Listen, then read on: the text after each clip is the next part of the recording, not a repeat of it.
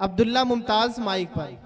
कारी मोहम्मद अरशद इरफानी साहब बराए करम जहां कहीं भी हो वो स्टेज पर तशरीफ लाएं। आजान का वक्त हो गया है। माइक से, मस्जिद के माइक से अजान ना दी जाए, बल्कि कारी मोहम्मद अरशद इरफानी साहब स्टेज से अजान देंगे।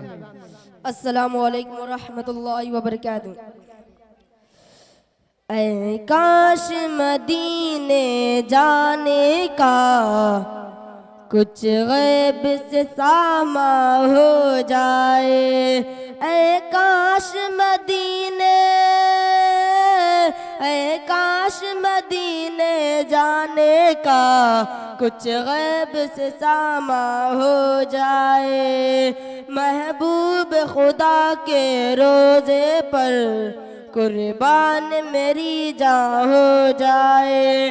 महबूब खुदा के रोज़े पर कुर्बान मेरी जान हो जाए। दिन रात तड़पता रहता हूँ, दिन रात तड़पता रहता हूँ, और हिज्र में रोता रहता हूँ, और हिज्र में रोता रहता हूँ। सरकार करम फरमा दे अगर मुश्किल मेरी आशा हो जाए।